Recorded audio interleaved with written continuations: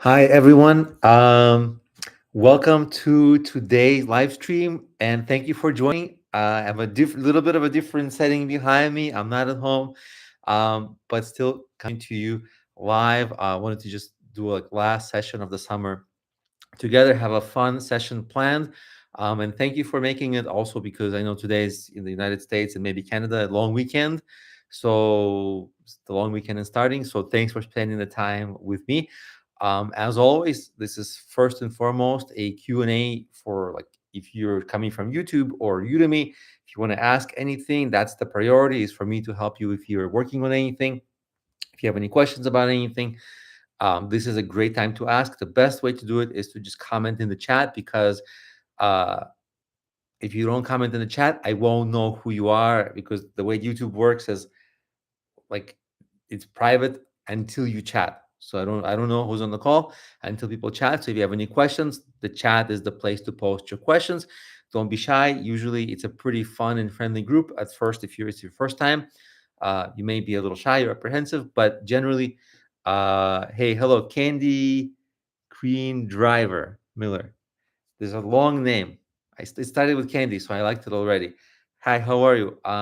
Yeah, so if you comment in the chat just like that, and then I'll know who you are. Sometimes YouTube shows me the person's name, sometimes a screen name. So the only thing I see is Candy Green Driver Miller. If you want me to use your real name, let me know your real name, or I can call you by the name that's the nickname here. Frida, how are you? First time here, welcome, awesome. So yeah, I'll just spend 1 minute telling you how this works. So as you already know, if you have questions, especially if you're coming from Udemy, if you're working on something, this is the best place to ask me because we can have a real conversation in the chat instead of just exchanging a few typed messages, which are short here. We can spend as much time as you need. Usually these sessions go between 1 and 2 to maybe more hours, depending on how much fun we have, and how we nerd out on things. And then usually I have something prepared, like a session that is prepared, and then there's a Q&A. So feel welcome. I'll with one eye, I'll kind of monitor the chat. I'm the only person here, so when I'm reading the chat, it's probably dead air time. It's a little boring, but this is first priority that I help people here. So if you have any questions or if you want to share what you're working on, definitely do that in the chat. Um, Especially if you're shy about things, because I bet other people on the call are probably having the same kinds of questions. They also are just apprehensive to ask. So it's just helpful. Um, Candy, I see Candy is the real name. That's a good name, Candy. Um, So very cool. So what I wanted to do is I wanted to do kind of a live demonstration of how to do sales. And I'll kind of hop on and off it just as I get questions or if I don't get questions. And um, so what we'll do is we'll look at sales copywriting. We'll look at some lead generation and then sending out emails. Like, there's different kinds of sales. First of all, there's like sales for products that are consumer. There's B2B sales. There's, over email, over phone, right? So we're not going to cover everything, obviously. But a lot of times, students in my courses, like very often students take like SEO or marketing courses, which are like a big portion of my students are in those kinds of courses. And then they're like, well, I want to sell my marketing services. How do I do outreach? How do I get clients? And so for that, you can reach out to like small businesses. So there's a lot of demand, not just that use case, but that use case is frequent, but there's a lot of demand for like, how do I get clients through outreach to businesses? And so usually it's through cold email. So we'll look at a cold email now. And if it's your first time on the call, on one of these calls, well, first of all, welcome. And then, Candy, I see your question. I'm going to just make my last point and then I'll read it. Uh, I kind of forgot where I was going with it, but yeah. So the point I was going to make is I built a tool with AI to do everything like the lead generation, finding businesses to pitch, crafting, using AI APIs to craft an email pitch and send it out and get analytics, and hopefully, and hopefully monitor the responses. There's more ambitious of a plan. Sorry, I have more. So I have more of an ambitious plan for that tool, but so far that's what it does. It was supposed to be like a agent that does the sales for you and answer on your behalf. And I'll tell you the status of that feature as well. But we can start with that. But let me read Candy's question. I do have a question. She says, starting an affiliate marketing course. When it comes to Facebook, should I create an account just for that or use my two personal accounts? Okay, that's a good question. It's kind of a double-sided question of like, should you even do Facebook? Because I think what you want to do is Facebook ads um, with your Facebook, and the ads are intended to promote your affiliate product. So I'll answer the simple part first is that you don't need a second Facebook account. What you're going to be able to do is create a Facebook page for your business. Um, and from that, and you're going to be able to create the Facebook page from your personal account, but it's going to be a page about your business, like so it's business branded page. And then on that page, it's like all business, right? Not related. It's going to be kind of separated from your personal stuff, but it's kind of from made from your personal account. But from that page, you can run ads. So it's pretty simple. Don't need a second Facebook account. That part is simple. The more subjective part, where there is no clear answer, is should you use Facebook to run ads? So let's back up and talk about it. Like let's talk about the history of all this, because it's kind of like a loaded topic. Because uh, years ago, it was profitable to run Facebook ads when Facebook ads just started, because Facebook ads was a very uh, much of a freer platform in terms of there was not as many rules, because now there's a lot of rules against affiliates. A lot of times you just get banned, and it's very frustrating to get banned, because you don't just get banned, you get banned after a bunch of experiments you run, because you have to pay for every ad experiment, because you hope that like your ads are going to be profitable on the first time, but they usually aren't. Usually it's like you um, run ads, experiment with this and that, and you kind of get better at it over time, like in everything. Usually you want to succeed at first, and then you kind of succeed a little bit over time. You figure out this detail, figure out that detail. So it takes a long time to get the ads right. And then Facebook may just ban you because they're very restrictive to affiliate ads. They've become like that over time, because early on there was like a flood of people who wanted to do affiliate marketing from Facebook by running ads, right? So they were promoting all kinds of stuff, like here's your like health vitamins or whatever, like, or medicines, or like all these kinds of things that were like borderline, like I don't know, like not not scam, not spam, but somewhere adjacent. And so uh Facebook had to take some measures. Even if it didn't take those legal measures or policy measures, the ads themselves became so expensive, because early on it wasn't competitive when they first launched, and then it became more and more competitive to advertise on Facebook, and so the ads became competitive and more expensive, and so it became less profitable to do um, Facebook ads for affiliates. And so it's harder to pull off for a number of these reasons. One is competition is higher, so it's more expensive. Two is that you might just get banned, or you might not even get allowed from the beginning. Like there's a lot of problems. So it's this strategy is still something that gets recommended, because it sounds plausible and doable and easy. Okay, like somebody on YouTube, no problem for them to tell you, hey, go do Facebook. They're not the one who's going to spend and possibly waste money. They're not the one who's going to waste their time.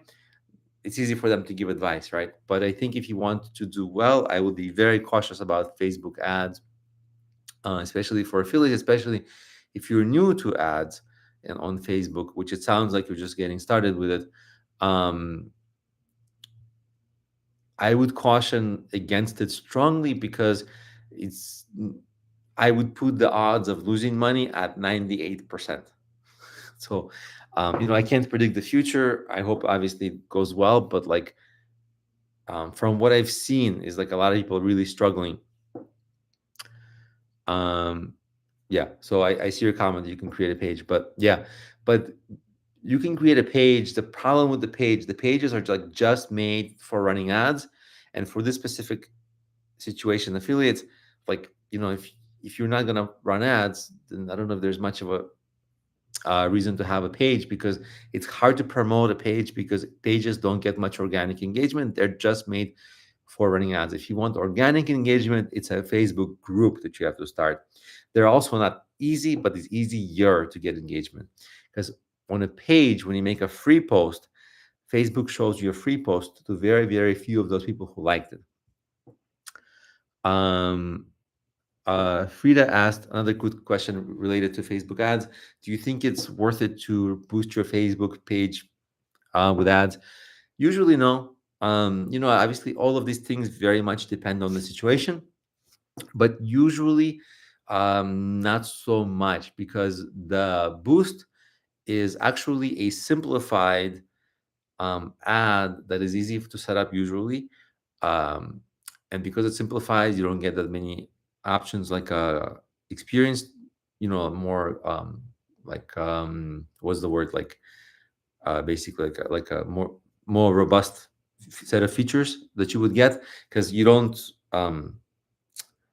most of the robust ad features don't come from the interface they show you when you boost your page or post, but something else. Like there's another way, like Facebook Manager and all this. In case you're in my Facebook courses, I show that stuff. I'm happy to actually just send free links on this, but the even though I'm happy to send you actually like free access to my Facebook ads content, I actually advise against both of these, because I think that um, if you're wondering like, does boosting uh, help, then no, because it's usually like for some cases, if you explain your case and like a scenario, then maybe we can figure it out. But just because you cannot get free traffic doesn't mean you have to start paying for paid traffic, because it's better. It's like in the marketing universe, it's like always better to like figure out how to get free traffic, even though it's more frustrating. um, it's often more sustainable to kind of like struggle a little bit up front, but figure out how to get free traffic, because the promise of like fast traffic is a faulty promise, because you just usually just lose some money, usually, for most people. Vasu says hi Vasu. Welcome to the call. If you have any questions, feel welcome to chat with us here. Yeah, so hopefully that answers the question. I think instead of running Facebook ads, which is like a very easy fallback, right? Because if you have a business and you're like, okay, I tried to post on social media for free, Twitter, LinkedIn, okay, I'm out of Instagram, I'm out of social media. I try SEO, it takes a while to work. Okay, what do I do now, right?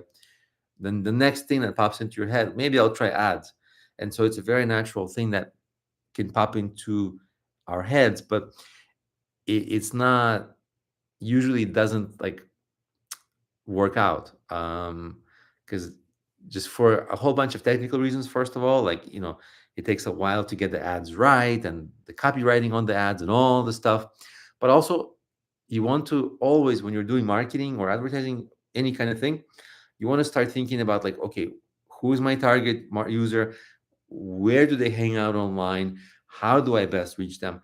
And any marketing strategy that you have comes out of those questions. If it doesn't come out of those questions, you're very, very likely to have your marketing strategy fall flat. No matter how good your product might be, you're just not going to reach the right people in the right time in the right ways that they like.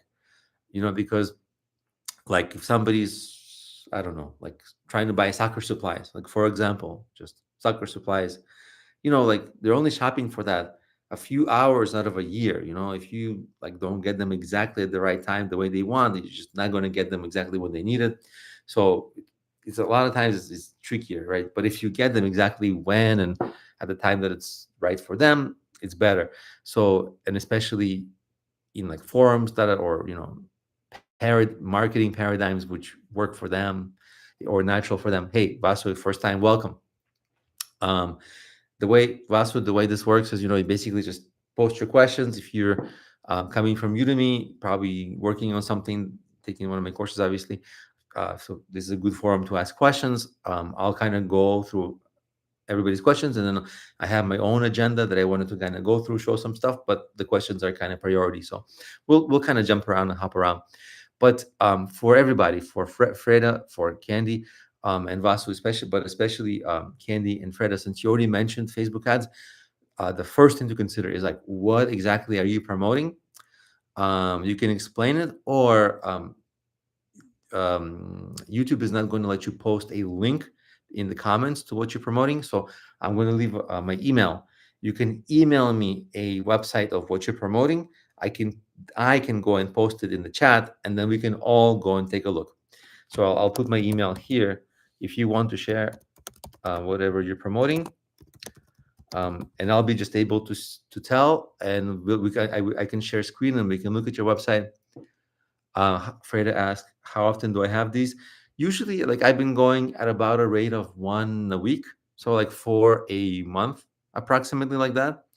Um, Obviously depends on a bunch of things, but Candy, a book. What's your book about? Do you have? You can send me a link to your Amazon listing. I can also into my email, and then I can also post your Amazon listing here. We can all take a look. It's so much easier when to take a look.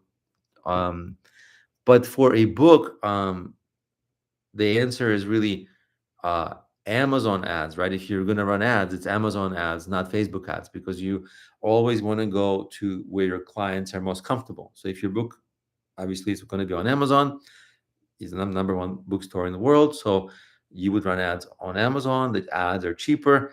They're better because, again, like I was saying, if it's readers, most likely they're going to be on Amazon looking for books. So you want to advertise to readers. Um, and so even Amazon ads, they're like way better than um, Facebook ads. Way easier. Way more likely that you will get it right. Um, in terms of making your ads profitable. Still, it's not easy because the same problem happened in Amazon. Because on Amazon, I think Amazon started allowing ads on something like 2015, and back then, when you were like, I was kind of on that pretty quickly, and it was just like pennies per click, so it was super profitable. I also have books that I ran ads for, and it was super profitable to just like run up your budget because you're always going to be selling more books than you're spent.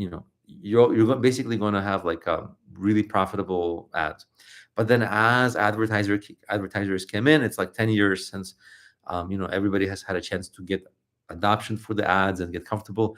The advertising became just more expensive. Now it's like $1 or more per click, which is not feasible because if your book is like 19.99, you don't keep all of that, right? You keep some money goes to the printing, some money goes to Amazon commission. Let's say from a 19.99 book, you make $10. You can only get 10 clicks, and then you're out of your budget, and then you can lose. You're not profitable anymore on that ad. So it also, for a lot of verticals like books, it became incredibly hard or impossible to run profitable ads. So it's also the same issues um, happened on Amazon. Like I used to run a lot of ads for my books. I paused them because 1 month they're profitable, next month like not. So it's kind of you, and if you don't monitor it consistently, which it's hard to monitor it consistently because you're busy doing other things. Sometimes I would like relog in 2 months later or 3 months later, and be like, oh, those ads that I left there were profitable. Now I'm losing money, so I'd be like losing money. So a lot of the ads they're like going in that direction. Let me read the question. Freda says, I'm not promoting anything yet. I'm gathering info from when to start. My page will be new, so I won't have any followers, which is why I asked about boosting the page. Yeah, that would be a natural thing to, no followers, so you boost. But then people usually just like, they don't buy from the first time anyway. There's like, maybe you've heard of this, people kind of quote regularly this common knowledge that consumers just usually don't buy stuff from you for the first time. Like, you think you're going to post something on Facebook, run a, boosted post, get some people looking at it, and then hopefully they buy, right? That's your hope. Usually, and you might as a consumer behave the same way. You kind of need to warm up. You're like, what is this brand? Is this a scam? Are they real? Sometimes you think about it, and then you think about it so long that it kind of like gets in the back of your mind and you forget about it. So you need a reminder. You need to come across that brand again, then research about that brand, et cetera, et cetera, et cetera. And then on like seventh or 10th or 12th time, by the time you hear about this brand again, you may be ready to buy or take the next steps, right? So it's very expensive to run those ads. Imagine if every time is a click, um, or something like that. So you hope that the boost post, but will be successful. But yeah, it might get you extra like eyeballs on whatever you're promoting, but not usually that doesn't really translate into sales because it just takes consumers a lot longer to get comfortable with your brand. Um, so that's the ads. It's a tough environment. Let me check my email just to make sure I didn't get anything. Nothing. So okay, I'll check periodically if anybody wants to email. Usually, like when you Freda, like when you come up with like I have a business, I'm gonna run this business. Usually, whatever business you have, you kind of like try to make a marketing plan for it. If it's e-commerce, you promote it in one way. If it's a service, you promote it in a different way. If it's a local business, you promote it in a different way. If it's a book, you promote it in a different way. So every kind of a product usually has its own a pattern, like marketing pattern and best practices. So you really want to research that, which is a hard thing to do because if you ask 10 different people, they'll give you like 10 different marketing strategies for the same thing. But that's what you have to kind of get all this feedback and research and synthesize, because what you really don't want to do is pursue a wrong marketing strategy or mediocre or like a fifth best one, because like boosting ads, um, because it just doesn't get you results, waste your time, and then you only have so much of these kinds of attempts until you run out of money or run out of time, or just want to or just get frustrated. So you really want to identify what's the thing I'm promoting, what's the ideal marketing strategy for it, what do I have to do? Does that align with my strengths? Like if I told you, okay, you can promote it, but you have to make a lot of videos, be a public figure online. Well, a lot of people don't want to do that, right? So like you have to also see like if you actually can pull it off. So and marketing is tricky today because it's very competitive online. It's super competitive. A lot of people who get into it, they already like have years of experience. So it's not an easy environment at all. Even for me, like I have a lot of experience in marketing, but whenever I start promoting stuff, like um, I get reminded of like how I think, oh, I'm going to start promoting and it's going to work. But the reality is not that. The reality is like I start promoting, then I start to have to refine details, figuring out some nuances, adjust.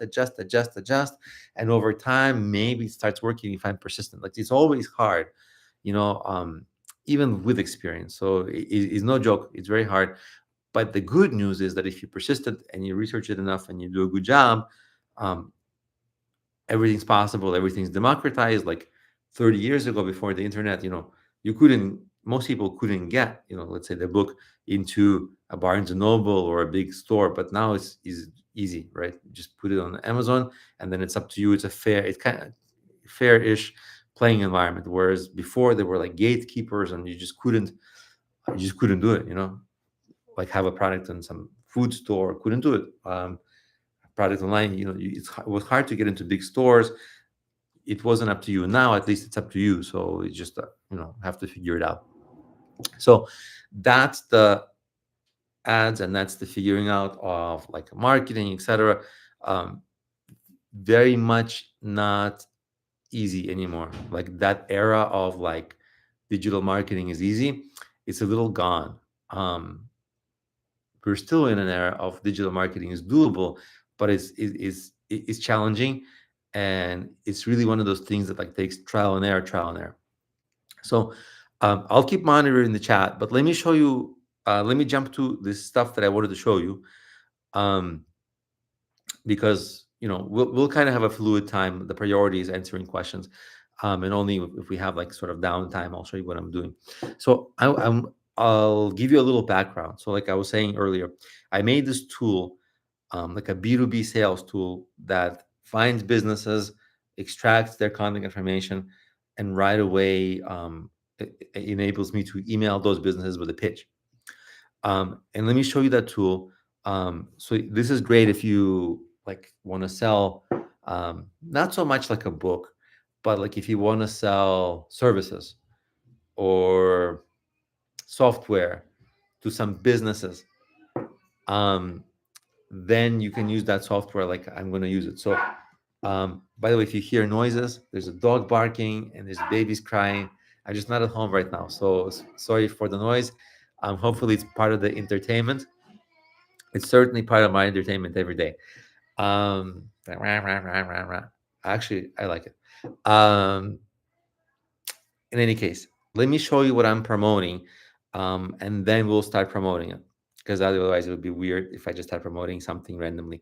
So if it's your first time on the call, I created this cryptocurrency token. We're not going to get too technical into cryptocurrencies. I know some people love cryptocurrency, some people hate cryptocurrency. They, whatever. We're not going to spend so much time on the cryptocurrency part itself, but it's just something that I'm promoting. Candy, by the way, you're welcome. Um, and so I'm promoting this cryptocurrency, and it's a specific cryptocurrency with like a real world use for creative people, artists, musicians, entrepreneurs to fundraise better. Because when you fundraise, let's say with dollars, let's say I have $1, well, 5% loses value to inflation, 5% on fundraising sites get lost to um, commissions, like, on GoFundMe, and then other fees and other fees. There's like a whole bunch of fees. But on the other side, in cryptocurrency, you don't have those fees.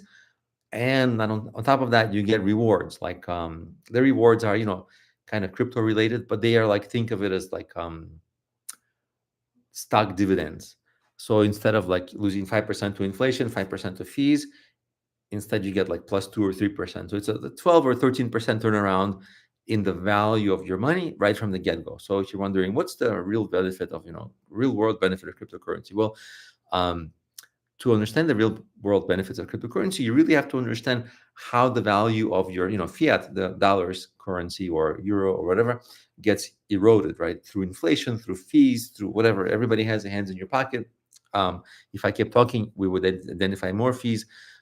But there's just the value of your money gets eroded, and the cryptocurrency to a large degree solves that problem. And so what I'm trying to do is create a certain specific cryptocurrency with some details that help creators and artists. And so instead of so this is for artists and creators to raise money instead of like with GoFundMe or Patreon or Kickstarter, with my cryptocurrency. And instead of reaching out to creators or artists one by one, which I could and I probably will, what I'm thinking is to reach out to like art schools, music schools, because they have like 100 students at a time and they have giant email lists, right? So if I get like one owner of a school to onboard a bunch of their students, it sort of does a lot of the work for me. That's what I'm promoting. Okay. So now with that in mind, now that you understand the pitch that I'm going to be making, I'm going to show you how I'm going to do it. So let me share my screen and I'll show you everything. Share screen, just do that share. Hopefully you can see it. By the way, this is that cryptocurrency. It's kind of been going up, up, up, up, up a little bit. Here it's like I started it in very, very early June. It was a little bit less than a tenth of a penny. Now it's like 0.16, so it's 60% up since. So it's kind of been doing its thing and going up and stuff. So that's good. And so let me show you the tool for it. The tool is this thing, Breezy Send. This is the tool. It's basically like automating your business outreach. I'm partially planning to commercialize it and let other people use it. Right now, I'm just kind of taking very few beta users because I'm just making it for myself mostly. For now, it's a little bit buggy. But let me show you the inside of it. So, for example,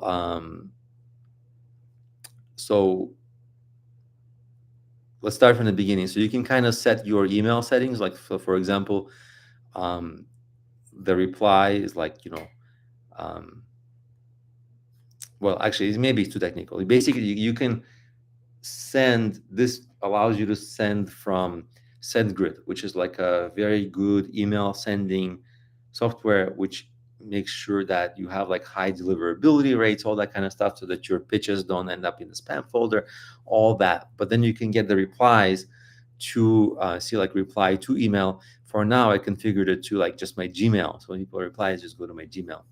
And then once you do that, so like let's say build campaign, for example, I already have a campaign. We're going to look at the results. We can create a whole new campaign on this call. But so I have this campaign called art classes. In this campaign, I'm just basically reaching out to art classes. So under this campaign, for example, I'm going to, so like that step one is like you choose your campaign, a new one, or you make a choose an existing one, or you make a new one, and then you search for businesses, right? So let's say I'm looking for like art classes, art, let's say art, business type art. And let's say it's in like New York, and I want like a 25-mile radius, and I want a lot of business related businesses. I'm going to go find local businesses. It's going to take like 30 seconds or 20 seconds to find them. It connects to the Google Local API and gets the contact information and all the relevant businesses and their emails. You'll see it in a second. I'll quickly jump to see if any comments or questions. No comments or questions. So I'll jump back to that screen. Otherwise, the screen goes crazy. So it's still searching, as you can see. Um, so while we're waiting, um, you can also, I don't want to mess up the search now, but instead of local businesses, the other option you can search for is like online businesses, like podcasters, YouTubers. So if you want to pitch something to podcasters, YouTubers, bloggers, online influencers, like Instagram people, this is kind of um, the other option here. So as you see, it found some businesses. These are test businesses, like the first two, but here it's found 62 businesses, as you can see, and some of them have like the email wasn't found. So, but let's say we select all, and like you can unselect the where the emails is not found, but a lot of them will have their email found, right? So like here's a newyorkart.com, and here's their email, info@newyorkart.com. So we're not going to email them now because I have some pre-made emails that I sent out, just because it will take a long time. A lot of times I like to uncheck the email pending because I don't want my emails to bounce. I don't want it to get sent to the wrong types of, the false positives, because you want to kind of make sure that your emails get answered and opened, because it's going to help the long-term health of your sending out of your emails. But in any case, once you have your businesses selected, you can go to step three. In step three, you educate the AI about, because AI is going to create your email pitch for you in the next step. But um, here you can just tell the AI like, hey, like do soft sales or do aggressive sales, or here are my promotions, or here's something else. So you can basically, whatever you're going to write here in the next step will get collected and sent to ChatGPT for creating your email pitch. You can do it command line, just in the ChatGPT interface, but here, it's kind of part of the workflow. But anyway, we can skip this. We can just say proceed to step four. In step four, choosing email templates. Again, when you create a new email template, you can get one generated by ChatGPT once you give it like your all the details, etc. But in our case, we don't need to do that because I have one pre-made. Select the template. You can look at it. We actually should, let's read it together, because it's an important part of it. Because yeah, so I'll edit it and we can read it together. So this will be the subject line. This will be the body of the pitch. It's a little long. The problem in my case, the reason it's long, usually it wouldn't be this long, but the reason it's a little long in this case is because in the artsy world, like cryptocurrency is kind of like looked at very skeptically. Very few people are into it or like it. So um, eh, it inspires a lot more skepticism than other projects or other scenarios. So that's why it's kind of like I try to read. You'll see when I read that's the to you, you'll see that it's kind of like I try to really soft sail this. But in any case, let me make this a little bigger so it's visible. So it's sent to businesses and schools that have to do with artists, right? So the subject line is like empower your artists. Is this double space? No. Okay. Empower your artists with enhanced fundraising tools. Okay, that's the subject line. It's been getting me relatively good open rates, but we'll check actually because I have some analytics in a different tab. In any case, before we look at that, here, the software just finds the business name and plugs this in when it's time to send it. So that's how it appears. So like, dear XYZ team, as a fellow artist, I know because I made this because I'm also in that, like I make music. I don't know if you saw in my courses. I also, anyway. So as a fellow artist, I know I know how financial stress can hold back creativity and dreams. So I'm trying to like really connect and appeal to people. But the main thing I want to do is lead with value. Like, what's the point? So it's less about the tool, more about the point. So the point is, fundraising tools, um, and empowering your artists and um, helping them like kind of fulfill their dreams. Maybe it's a little vague, but whatever. And then I kind of share. I faced that challenge early on, and it profoundly shaped my desire to help other artists avoid those struggles. That's why I'm now working to make fundraising more effective for artists. The solution is powered by cryptocurrency, but its purpose is simple with real world application, more money in the hands of artists. So this maybe even would get bolded in the future just because it's kind of like that's the point of the pitch. And then because a lot of people skim, I create kind of like bullet points. This would be bold. Once it's sent like bold. So if people are skimming, then they can learn about the project, create this Spark token. Spark token here, in case you want to see SPRK token. This is the website for I can put in the chat if people want to see. This kind of gives you more information about it and all that. I'll paste that link in the chat here. And I'll try to wrap up the reading of this pitch quickly. The reason I'm reading it is because I'm trying to go over the important points in the copywriting. Of course, when you're writing this, you would have many back and forths with ChatGPT about what to optimize, what's too salesy, what sounds interesting, right? So today you would not do this by yourself. Like today you would start it by yourself, but you would have ChatGPT help you perfect it. And so, you talk about, so I created the Spark token designed to help. This is a little bit bad English. The grammar needs to get fixed, but basically it's designed to help artists raise money, commission free, and get more visibility. This is some grammar errors here that I can fix. You can always update the template. And then the benefits, like artists typically lose 5 to 30% to fundraising platform fees. Like even on YouTube, if I don't know if you know, but you can give donations to YouTubers, like super chats on live calls. But the YouTubers don't keep 100%. YouTubers keep only 70%. So YouTube takes like up to 30, not up to, actually exactly 30% of the tips, not even the revenue, right? It's one thing for them to take a cut of the ads, but it's a whole other kind of an evil to take a cut of the tips, right? So they take 30% of tips. Patreon takes 5 to 10 plus percent on money you raise. Kickstarter takes 5%, I believe. So if you collect $1 in your fundraising, no matter if you're an entrepreneur or a creator, you collect $1, but you don't get $1. You get 95 cents or less, right? So per every dollar. So that's the problem with them. But with this cryptocurrency, you actually keep 100%. It's commission free, all free. And here I explain what I just said. Like, you also lose money to inflation when you hold assets like a cryptocurrency, like a stock, like a home, real estate. assets. They go up in value because dollars go down in value and assets are measured in dollars or other currency. And even if the value of the asset doesn't appreciate, the money, the amount of dollars it takes to buy that asset goes up because of the inflation. Money, value of money goes down, it takes more money to buy, so the price of assets go up, right? So by having this asset, not a dollar but an asset, you are protected from inflation.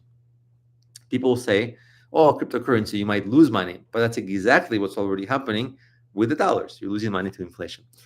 um, a lot of times people just say you're going to lose money with cryptocurrency because they don't want to really think about the full extent of you're losing money with everything anyway. Like, that's sometimes it's just a code name, like it's an excuse. Oh, cryptocurrency is risky, you might lose money. It's kind of code name, like I didn't want to learn about cryptocurrency, so I'm going to repeat that. But you're losing money. I mean, the more you get to learn about how money really works, not that I'm an expert, obviously, but I've been kind of studying this. The more you start to appreciate elements of cryptocurrency. Cryptocurrency is not without its problems. It has a bunch of problems. It's hard to understand. The onboarding is annoying, but it has a number of benefits. So we kind of take the bad with the good. Um, and also, other benefits. I'm not going to read it to you. And then very quickly, the ask. What am I asking for? A lot of times you might have been on the receiving end of this. A lot of people will pitch you on LinkedIn or an email and say, would you like to get on a 15-minute call where we can go over this and that and this and that? And a lot of times I have this averse reaction. Like, I'm like, why would I want to call with you? Doesn't seem fun at all. It seems like it's going to be a horrible time. Like, worst part of my day is going to be this call, and I don't want what you're selling. I hate those personally. Maybe you can comment in the chat. Like, I personally hate those like pitches. Like, do you have 15 minutes for a free consultation? Uh, Jump on a 15-minute free call. I never once did that. It kind of seems a little too much too soon. So I just ignore those. So I kind of, especially for my audience, is a little standoffish for what I'm promoting. I kind of wanted to do like a softer sales approach. I'd love to introduce the SPRK to you without being pushy, and I'd love for you to really learn the full extent of how it can help your artists. Would you be open to learning more about it? If I can send, I think I made some grammar errors here, which I need to fix. But basically, would you be open to learning more if I send you a video about how it works, right? So I'm not promoting anything, not any links, not offering, just asking nicely if they read it, asking nicely if they could be. And then I link to that Spark token here. And then just for credibility, I put my Udemy profile. By the way, my Udemy profile, I have really exciting news about my Udemy profile. If you can see this, this is this live stream. I was just having checked. But here, this is my Udemy profile. Look at this. I am at 993,000. Let's refresh. And 884 students. Oh, I crossed 994,000. I'm soon going to hit 1 million people, probably by September 10th, around that time. It's going to be a party. I mean, by party, I mean there will be no party. Uh, but maybe on one of these calls we can celebrate, because actually it's the most fitting thing to do is to celebrate with students, because um, I wouldn't do this, wouldn't be able to do without students in the courses. So actually, thank you very much for taking my courses and being a part of this journey for me and a group. It's actually, yeah, thank you to you who's on this call. In any case, that's just an aside. Something exciting happening in my world. I kind of can't wait. I'm like, come on! I would keep refreshing every day, but it's a little slow. September 10th is probably when it's going to happen. But if we go back, you see, this is the pitch. A little bit credibility building piece. Um, we rounded here. It's not 1 million yet, but we kind of rounded it.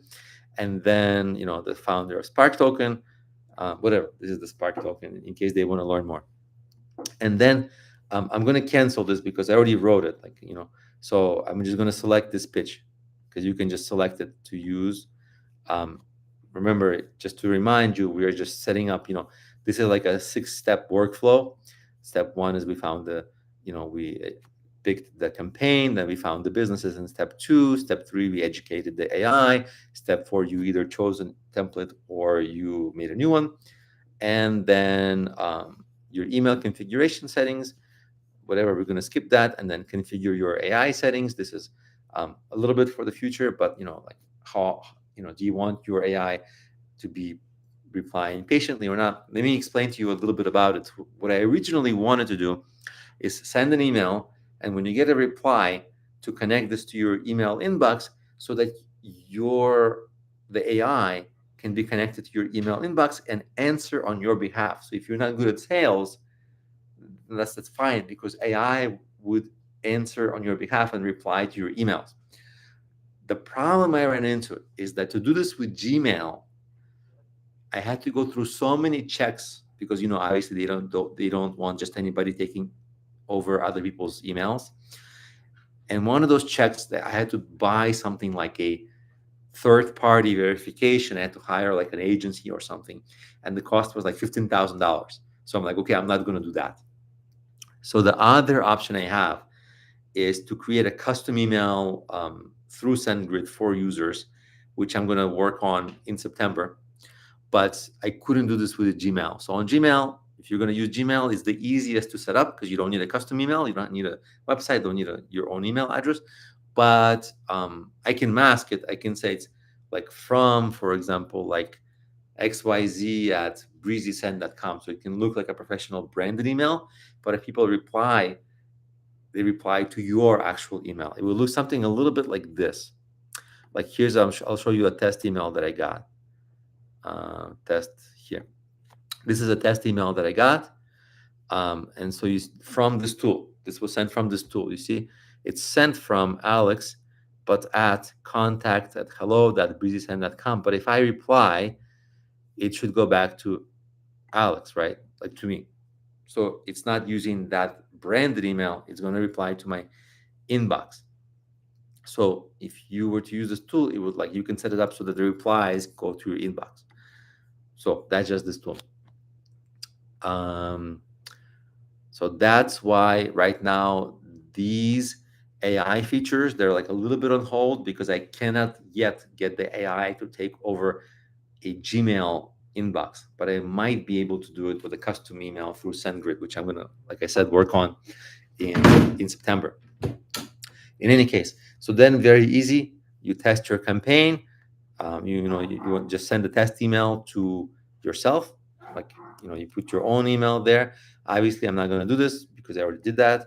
And then you launch campaign. Before you launch campaign, you get this kind of like, are you screen? Are you sure you want to do this? It's going to go out to like 30 emails out of like certain businesses you selected. Some, as you saw, like the emails weren't available. So basically, and then you can click on send 30 emails. We're not going to click these send 30 emails because I've got to fix up my grammar errors. But I sent it already to some businesses today. And I specifically looked in, like, for example, Connecticut. Like I did something like this. I picked a state in the United States and I said top 15 cities in Connecticut. And what I did was, Bridgeport had 150,000 people, relatively big town. And so I searched for like 25-mile radius, give me all the businesses that have to do with art within 25 miles or 50 miles of this one. So I pitched them. Then I did Stanford. I sent a pitch to them. Then I did New Haven. Then I sent a pitch to them. And then I ran out of time and I didn't do a pitch to the rest of them. But I plan to, right? And you can do this to every state, send it to every major town and nearby areas. Then you go different countries, etc. So it's almost endless, because once you run out of, like, for example, this is to arts, then I didn't cover any musicians, any entrepreneurs. So this is like almost endless amount of people you can pitch. And then what happens is, this is the analytics, right? So for example, here, if I come up, scroll up, let me just check if I have any questions very quickly. So that's how you set up and send the campaign. Really, I've been talking a lot, but it's really like within minutes, maybe more minutes, because you might want to create a really amazing template. But let me see if I have any questions quickly. Freda says, congratulations. Thank you for that. Yes, it's been quite a journey, like, I started Udemy, I think 2012 or 13, maybe 2013. So it's been a while. And I sometimes see videos from earlier, like right now I'm refilming one of my earlier courses that I made, and that course was so horrible. And I was like, wow, I cannot believe people actually took this and they didn't complain. Students have been very nice. So yeah, I've evolved as a still have a long way to go, but certainly it's been a journey. It's been a journey. And thank you, Candy. Also, thank you very much. That's so nice that you would say that. Both of you, thank you. Um, Tell me more about the kinds, because this group is so nice. I'm going to send you some free courses. Um, I don't know what courses you already have, but let me send you some that I think. Tell me, Freda and Candy, tell me what you're working on. And once I know, I'll send you like links to courses that I think might help you, and I'll make it free. Um, for books, I know maybe you're taking my book marketing course already, I would guess, but let me stop sharing my screen for just a second, and let me get a bunch of let me pull it up. Um, let me pull up some things that I can give you some nice courses to take. Um, it takes a little time for me to get into the Udemy dashboard, but it's loading now. And anybody watching this, usually there's like a lot of people who watch this like after the fact. AI stuff. Okay, cool. I have a bunch of AI stuff. Um, Even people after the fact can still check the links in the, obviously the links that I'm going to post are free for everybody. Everybody's welcome to enroll. So there's a KDP, Kindle and Amazon marketing book course. It's kind of one of the better courses about this on Udemy. So let me send the, because there's, I did hear, the book promotion going on. So here's a link to free link. This link will make the price zero. Uh,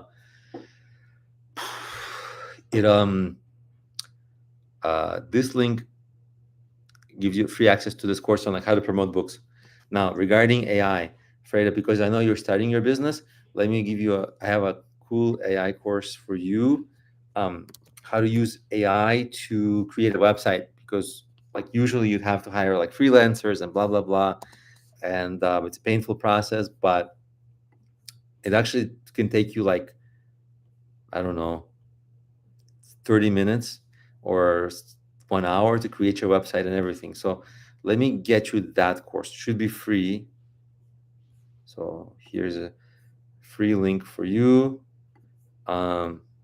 I don't know, maybe you're already in these courses. I don't actually know, but this is how to use Replit. Replit is like a AI coding assistant. You can just basically make your website like better than many freelancers, cheaper, way cheaper, and faster. So like today, you would not hire a freelancer to make a website so much. You would just do this. And then if there's anything else you're working on, as a thank you, um, I'm happy to find more courses just as long as as soon as I know what. I also have another AI course. I made it like a beginner AI course. It's kind of free at the moment, so I'll just send a link to that. This one is just free. This is like a beginner AI stuff, so that you like get up to speed really quickly. So that's the courses, all free stuff. And then yeah, and anybody else watching this later, feel free to enroll also. And then the other thing that I wanted to mention is yeah, that was just a little bit of a segue because we're doing this. So let me show you now the analytics of the, what I sent out. Like, so I sent out some email pitches today. So let me show you back into that tool. Let me show you how it worked out. So I'm going to share my screen again. And I think here we go. So you see, there's like okay. So I sent two different pitches. The first screen is, you see, it's like was like 3 minutes after I sent it earlier today. I did it like three hours or so ago. Um, See, these are like my test emails. I sent it to myself, but the other ones you see, they're like random people that I don't know who they are. Obviously, this email user a domain, that's a fake email, but some of them got opened. You see, like this JJ Joseph Studio, real person. Sorry, when I click on it, it shows me. When I click this, it shows me what was sent. So that way, when I need to stop clicking on it because it becomes confusing. But it basically shows that it was opened, when it was sent, and when it was opened. Um, which is a little strange here. Like right away, you see, 32907, 32910. So it kind of right away, maybe that popped up on the person's phone. Maybe some things pop up on your phone. You like press it right away, but some things, people like basically these are people who like right away it got to them, right? Like this one is 9 seconds apart, 10 seconds. And then so a few people opened it, and then after a little bit of time, you see, so this is like first email sending. I sent 31 emails. In the first couple of seconds, 6 were opened. It also tells me like any replies or anybody reported to spam or bounces or if anything was clicked, whatever. I didn't really have much things to click, as you saw. And then a little later, you see this is 31 emails. This is a little later, not this. So I sent another email, so 55 emails. So this is like 2 towns. And then there's more data here, right? You see some emails are coming back, they're like bounced because I should have seen that like this kind of fake email kind of thing. So I could have just unclicked it, because you usually want to minimize these sorts of things. And then you see a lot of sent, but a lot of opened also, right? You see opened, like this person opened it, like you see 4 minutes. I don't know if it's easy to see because these timestamps, they're kind of gray and hard to read, but it's like 4 minutes after I sent it. This person opened it like 6 minutes after I sent it. So people are kind of like opening it, and there's a pretty reasonable open rate, even though I sent it on like a Friday and it's in United States only. So everybody's having a Friday to a long weekend. They're probably leaving work. It wasn't the greatest day to send it, but that's what I had. So right now there was like a 24% success rate, open rate, which is, you want like a higher, but it's just early on. So then this screen is, let me paste. I don't want to refresh just because I want to keep the screens, but let me try to pull up a new one just to see what ended up happening like hours later.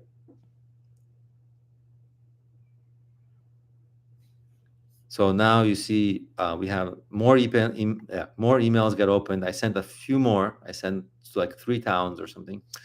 37% success rate of open rates, and then you can see kind of what's happening. Some emails are bouncing. This is just me not being as careful as I should have, like deselecting some of the ugly looking ones or wrong looking ones, but nothing else much is happening. But at least you're getting some opens. So you're kind of getting some analytics. And then the open ones, or actually sent, so all the open and sent, what you can do is also create, I'll back this, email templates. You see they have a follow-up emails. So you can create like a follow-up sequence, like for example, like a follow-up email 1, follow-up email 2. Like, so for example, you see follow-up email 1 will be sent like 2 days later. You can choose when. And then it's I'd love for you to hear about my work, blah, blah, blah. Here's a short overview, just a reminder email, right? So you can program a bunch of reminders. And so hopefully I start getting some replies. So far, I didn't get any replies from this campaign. I think the reply rate from this particular campaign will be very low because, thank you, that's a good open rate. I asked ChatGPT of like, what's the open rate for this kind of thing supposed to be? And it said I should aim for 50%. Before it told me that, I thought 50% would be kind of high. So I agree. I thought it was a pretty good open rate. I mean, it's skewed by some of those emails were sent to me, but that's not a big skew. But yeah, it's a reasonable open rate. But the problem is, a lot of these emails went to like museums because it's art, right? So it found museums and businesses that wouldn't. really engage with this so much. Um, Plus, it's like a skeptical audience. So, what I'm probably going to end up doing is what I wanted to do is once I find like a good optimized pitch that gets replies, what I was originally planning to do is what you can do is this whole tool is built with AI, the same AI that I gave you, Freda, I gave you a course on like how to build a website with AI. That AI tool is called Replit, and I use that to build this. Now, this is way more complex than a simple website. It's like, a lot of features, but I also built that thing. And what you can do is build like a marketing agent, AI agent software that basically the AI agent is software that just runs in the background, just does stuff for you until the task is complete. So the agent can just kind of continuously find businesses in a new state, send them a pitch. Find businesses in a new state, send them a pitch without my involvement because it's a little tedious and annoying to be doing this. It's kind of time consuming. So that's what I want to kind of get this tool to a point like that by end of September probably. I was aiming to have this all accomplished by like early August, but that tool hasn't proven to be as easy to work with as I hoped.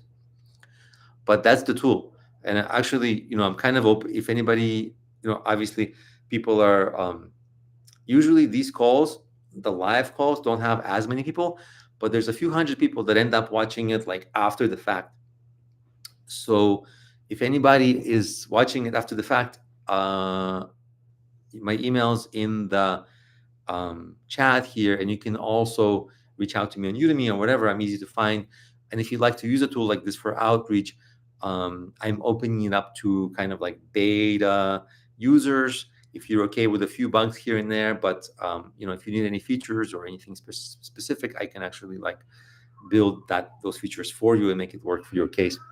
And if anybody, by the way, is on this call and wants to do, I don't know if you can hear, but there's my daughter over there. She's 3. She's like meow meow meow right outside. Maybe you can hear it. I don't know, but it's a little distracting, the meow meows. But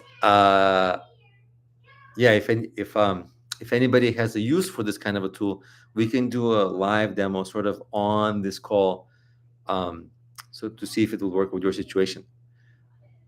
So that's the tool, and so I'll be monitoring the analytics and maybe sending out over the weekend is not the best time to send it out. So maybe like the weekend ends here. It's a long weekend, so Tuesday is like the first day that it's good to send out. But then everybody's bombarded on Tuesday, so maybe like a little later. But kind of like this, and then what you want to do is monitor the reply rates, open rates, test the same template with different subject lines, and test it. Just like earlier today, we were talking about like some ads work, some ads don't work. From the first time, you have to experiment. It's the same thing here. Like I can have confidence in my email template. I can even consult with ChatGPT and get even more confidence because ChatGPT agrees with me, or make some pointers that it makes it even better. But until it's proven in practice that it works, it's not proven, right? It's still have to keep experimenting. That's why a lot of times you can have as much as expertise as you want, but if you're doing something new, there's like a process of trial and error, and it's good to expect that, because if you don't expect it, you'll be disappointed. But if you expect it, like you're like, oh yeah, I'm just in one of the steps of the process, totally no problem. So same here. Just probably gonna, this is probably gonna have somewhat of a bad result, like gonna have like few or none replies or something.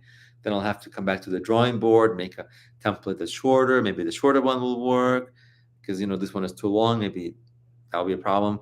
And if the shorter one works, maybe I'll explain more details in follow-up emails. So that kind of process is like a necessary part of sales and any marketing you do. Really, I mean, honestly, anything you do, it kind of just don't. You want to get it from the first time, but just don't.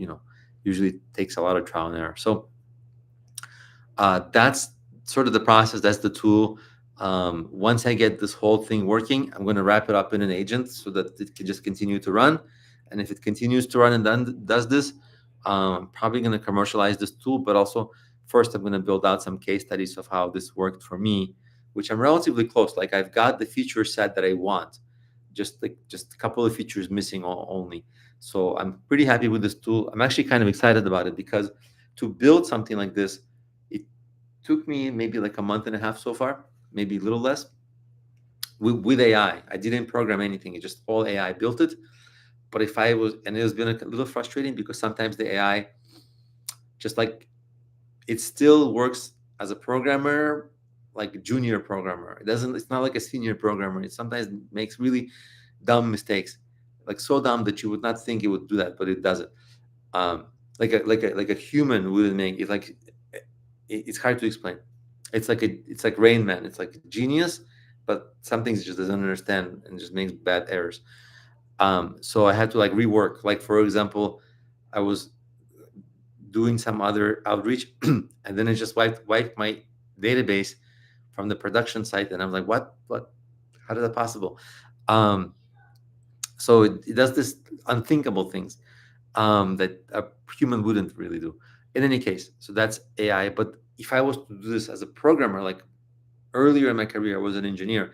This would have taken me like 3 or 4 months to do it on my own, and I wouldn't do it as well because there's so many different things like AI API here, Google API there, uh, use this service here, connect this service there. It's all stuff you have to like learn from scratch. And AI, that's the strength of AI, is like it just learns it and like already knows it about it. So it had very quick like coding. And so I built this tool on part-time working sometimes because it's no coding. So I'm just telling it in English what I want. I would go walk on a treadmill, and as I'm walking on a treadmill, I'm talking to it, telling it like, build this, okay, great, build that, okay, great, and it was doing it.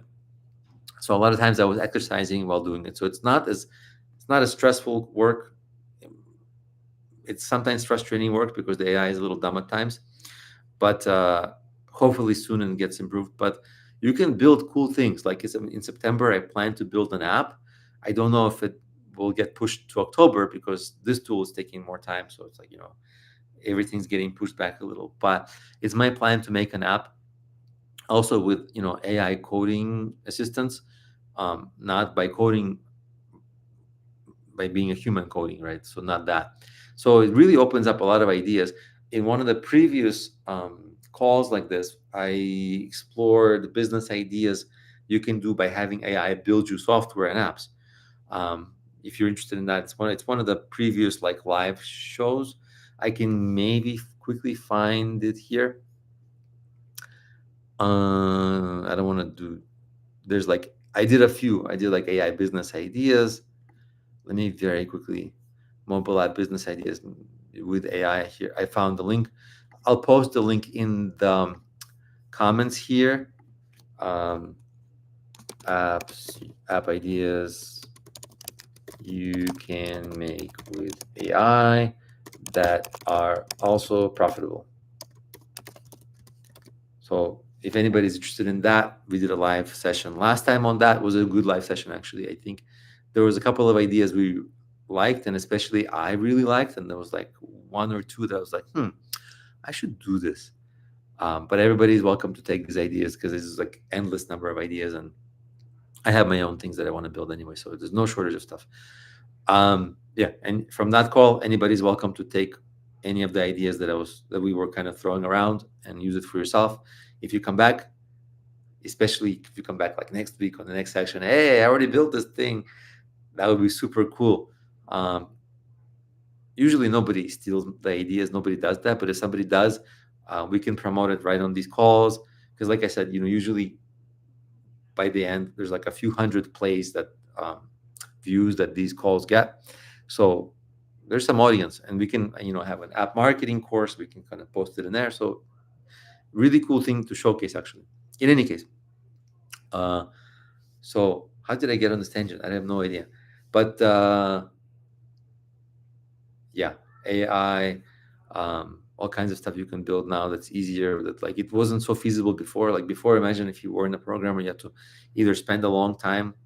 If you're programming, even if you are a programmer, you're spending like months working on some idea and not getting paid right at a job. It's a hard thing to do. But if you are not a programmer, you have to hire programmers. It's like 30, 40, $50,000 that it might cost you. It's not feasible. Most people wouldn't take that risk. Like I wouldn't take that risk building this. But now I have a forever tool for myself that I can just use this tool for any outreach that I ever want to do. I have this tool for myself. I can commercialize and sell it to people, but I have it for myself. So like let's say tomorrow I'm selling cleaning services. I'm gonna just create a pitch for cleaning services and promote the same way. So it's kind of cool. You can make stuff for yourself. So it's basically like a built-in marketing strategy for you. Um, so that's that tool. Does anybody have any questions or comments? When I used to do these calls on Zoom, it was a lot more kind of lively because people can talk and people can see each other if they were, if they share their camera was on. On YouTube, it's like a lot more listening, which may be a lot more boring. I might go back to the um, Zoom version soon, maybe sometime in the fall, because I think those calls were more engaging. But right now, it's not as engaging. But hopefully, the good thing about it is that the Zoom was only available during the Zoom. This is available for everybody, even with replays. So I think a lot more people have access to this because I try to make these calls at different times of the, different days, different times. But at the same time, I also can't, like, I can't really do these calls like in the morning because it's like, work day kind of thing. I can't make these calls like, actually on weekends I used to do that, but most people didn't join on the weekends. On weekends, people are like, these calls were really, really unpopular on the weekends. So I almost stopped doing them on the weekends. Um, so that's the, yeah. So no more weekends. But I tried to adjust it to make it easier for people to join, but it wasn't so easy. So yeah, if you have any questions, let me know. Usually I kind of go for 2 hours on these calls. It can, I don't know if you're still on these calls, but Freda or Candy, what did you think of the tool? And yeah, any thoughts about it? I'm excited myself. Like the only sad thing is like when I looked at the, thank you, Candy says she liked it. The only sad thing about it is that like when you get all these opens and like nobody replies, you're like sitting there, refresh, oh, more opens, same, no replies, and then you're like, oh, sad, they don't love me or whatever. Um, but then you just make a new template, new campaign, start fresh, no problem. So it's pretty, um, good that way. I think probably over the weekend I'll build this out a little bit more so it's robust, and by next week I'll start sending a lot of the stuff out. Freda says it's a great tool, be helpful for a lot of business owners when completed. Yeah, I hope so. The only thing that's left to do really is I need to create my own case studies that it's helpful. And when I create my own case studies, then I'll feel good about like, hey, it's working. Here you go. Here's exactly how to use it. Right now, this is what I need to build out. So it's kind of right now, it's like very, very, very beta, but yeah, it's exciting. Um, just kind of got to get perfected a little more. Freda says, well, people have to use their email provider, or you can, there's two options. You can, so the emails are all sent by SendGrid, which is like, the professional, like mass email. I see another comment. I'll reply in a sec. I see human ghost. I'll reply in a second. Let me just make my point, answer the previous question, and I'll get to yours. So all the emails are sent by SendGrid, which is like what you want, because they're like a service that specializes in sending these kinds of emails that don't end up in spam folders, etc. The reply, as you saw, you can configure it if you don't have a professional, like, branded website, right? Like branded email, like at something.com. Then you can have the reply go to your Gmail, which is not the best thing, but it's a little sincere. Like you're not, it's like, it's okay. Like, you're one person, you're not saying you're a big business, you're like one person. If you're okay saying that, like like you saw the email that I'm sending, is like, I'm a human, I'm just like you. I mean, by like you, I'm like them. Uh, so I'm not trying to hide behind the brand. On the other hand, you can set up a custom branded domain and send from a branded domain. I didn't fully build that out yet. I was building it out, but earlier in the call, that's what I was explaining. I tried the Google route to do it with Google, but Google was like had insanely unreasonable like tests and demands for this. Like, like I was saying, they had asked me to get a third party verification service, which was like $10,000 or $15,000. Like, I'm not doing that. That's silly. So um, I had to do another route. So once I fix all the features and perfect them the way that I like them, now I'll build out that option for sending it as your own professional email, so that you have a branded address, and then so you'll have both options will be available. But now the only option is to send replies go to your Gmail or your Yahoo or Hotmail, wherever. Hopefully that answers the question. And then Human Go said, "Hi, sir. Hello. Really enjoy your content. Thank you very much. I'm a freelance video editor and graphic designer. I can create a good thumbnail for you." Thank you. Um, there is about 20 people per week who email me that they want to create a good thumbnail for me. Um, there's also about 20 email per week that they want to promote my Udemy courses, et cetera, et cetera. So um, it's a little hard to promote thumbnail creation services now, because a lot of people just get them done by AI, or like really experienced designers who are recommended, who are good at so thank you, but let's leave it at that, um, because that's not what we're here for. Even though you may say my thumbnails may need some help, and I would agree, but we'll leave it at that. What else was I saying? Where was I? What planet am I on? Yeah, so that's that tool. Also, I created recently, I don't know if people want to, but I created a Reddit community for my cryptocurrency, and a Discord. Let me send you a link to join, because it's free. All this stuff is free. The reason for it is sometimes, let me post the Reddit link.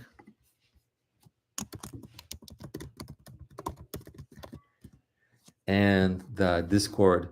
Let me get the Discord as well, because they're all like free community things. They're kind of small now, but I'm gonna obviously grow it out and all that. The reason for it is because sometimes I might say like, "Hey, this thing is happening next week," or something is I'm gonna get a big investor, or like I'm doing a new marketing initiative next week, so it's a good idea to buy the token now, because people are like going to jump in later, right? Then obviously if you buy now, people buy later, you make money because the price goes up. So sometimes I share this kind of stuff. I try to let me get the Discord link. Again, it's all free. So that's kind of a cool way to just keep in touch, see what that project, see how it's doing. And some people, like everybody who's invested so far, they made money. It's not a guarantee, obviously, but I'm trying to do what I can, because soon I think the plan is, when I commercialize this B2B tool, I'm the way it's going to work is I'm going to have like a relatively standard price for um, the tool in dollars. But if people pay with my own cryptocurrency, I'll give a discount. So then if people pay with my own cryptocurrency and start using it, it will drive up the price of that cryptocurrency, which makes the current price relatively low.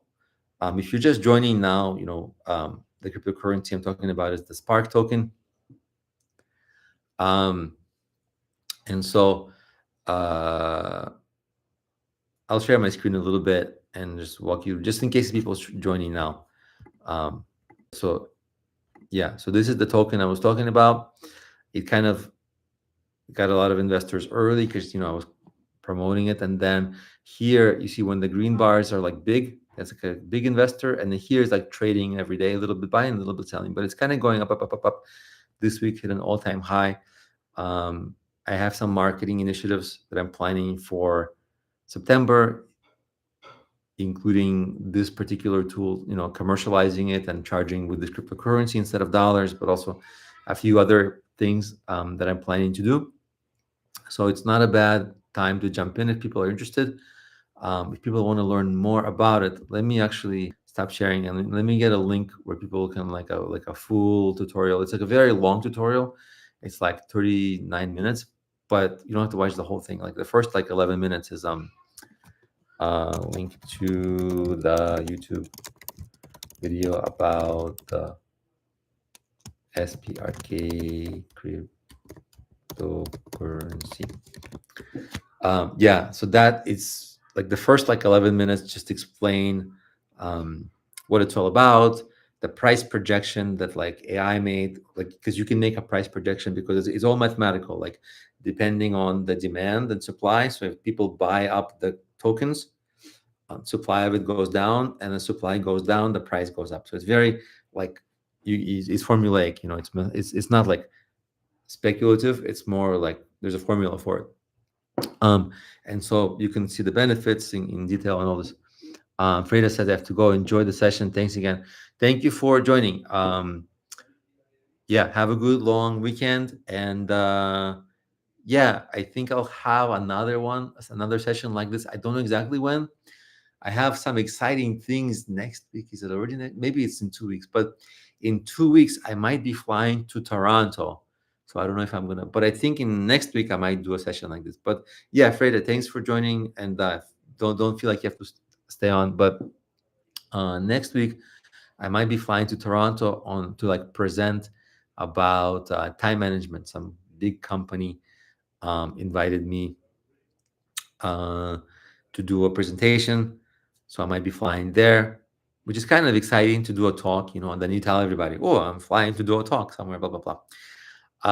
You come across like a big shot, like, and so I will tell people. But that kind of messes up the schedule of these calls. But I'll try to squeeze one in next week, so hopefully everybody can join, and then the week after, hopefully in a week or two, maybe by then I will be able to have the finalized version of the software so that it's fine and it's usable and I can invite people onto it. Also, I'm now I'm in Los Angeles area, and so I'll be flying there. It's in Toronto, so it's like a long flight, like 6 hours, 7 hours. So on if I'm feeling good and I have like 7 hours on an airplane, I probably might just finish that tool because if the internet works on an airplane, I'm like super productive because you can't go anywhere. You can't even go get a snack. It's already like in your bag. So I might do that, uh, and I might just finish this tool and be done. I'm actually excited to be done with it because it's been like a lot of work. In any case, if no one else has questions and everybody wants to get on with their Friday evening or Friday wherever you are, uh, Saturday morning, we don't have to stay on the whole time. Um, just want to maybe I'll wrap up here unless I see any questions coming through, which is rare. Um, I want to wish everybody a great weekend, uh, long weekend. Enjoy, get some rest. Hopefully, you enjoyed the rest of your summer. Thank you again for being a student. Um, and Kendi, thank you for joining. I see your message. And yeah, if you have any questions, you always can reach out to me on Udemy private messages. I always answer those. And if you have any questions about the courses you're taking, or you want to take another course, if you've been on this call, let me know. I'll send you a free coupon to some course that you might be interested in. Happy to do that. Especially if you like my courses, I'm really happy if you take more. Um, if it's free, I'm equally happy. So yeah, and thank you again for being a student. Maybe next time when we do these calls, I'll get to 1 million students. That would be super exciting. But likely 2 calls from now. I don't know. In any case, thanks again for joining. Yeah, thanks again for joining, and have a great rest of your day. Can I join free ones? Yeah, yeah. So the free courses is for everybody who's on this chat, especially you and Freda, because you were so nice. So they will stay up here. So this thing that we did will live on YouTube as a pre-recorded video. So you can always come back here and click on those links, but it's easiest if you click on those links now so that there'll be open tabs in your browser and it will just say like free, and you can just enroll, because the coupons that I made, they are like for 100 people. After 100 people or 30 days, they expire. I don't think people will DJD Jules. Yeah, you can ask questions. You can ask a question, D Jules. You can ask questions now. I'm still here. So if you have a question now, post it in the chat. I'll answer it while we're here. But do it quickly, because if you don't post it, I don't know if you're posting it, because I only know what's in the chat. So I don't know how long to wait. So try to ask your question here. I'll stay on the call and I'll answer it.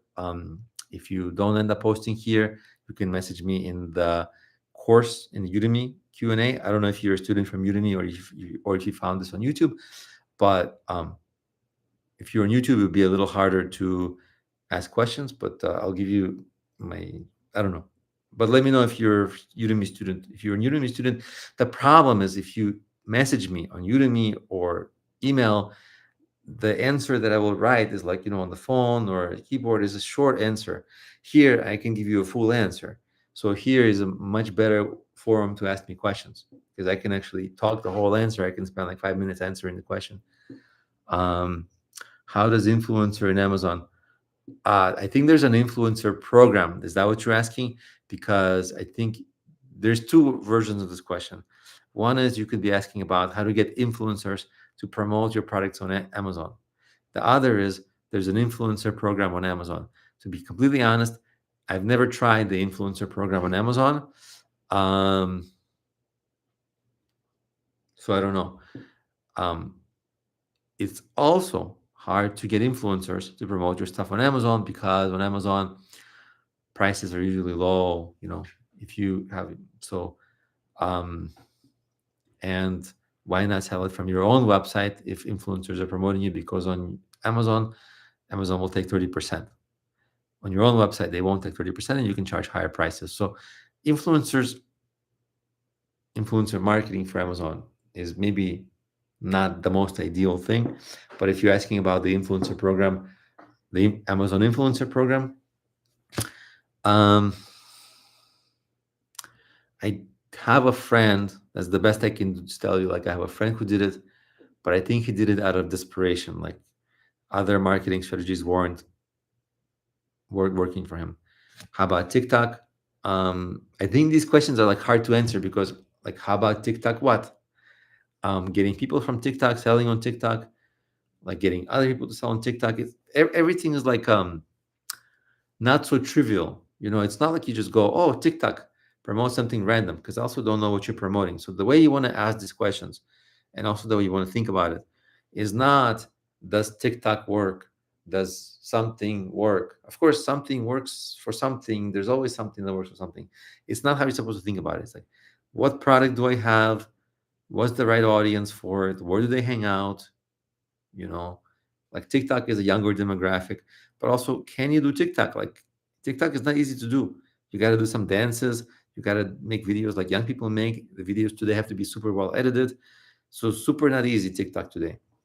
If you were like early, you can do a silly thing and you can do well on TikTok, but not, now it's like very competitive. So everything's competitive. So like, everything's competitive. Even me, like, I have like a lot of marketing experience. I wouldn't dream of like, hey, like, frivolously, like, oh, I'm just gonna go to TikTok. I know it's just gonna waste my time. Only I'll do it if I know, oh, I'm gonna invest like the next 6 months or 12 months. It's gonna be high priority. I'm going to make TikTok videos. I'm going to be great at it. Then I'll do it. If no, I'm going to keep waiting until that marketing and business opportunity comes along where I can really invest my efforts that are going to be worth my efforts. So I would recommend that, if your questions reflect how you think about it, that I would recommend that you refine and more make your thinking about it more sophisticated, because this way, like, does this work? Does this work? You're not going to get anywhere this way. You need to have like a little bit more professional approach. Um, so that's what I would suggest strongly. Um, so hopefully that helps. Again, thank you for joining the call. I think we're like at an hour and a half now, which is a pretty good time to um, say good night. And yeah, Candy has to go. I have to go also. So thank you everyone, and all this stuff will be on replay. So good night. Thank you for joining.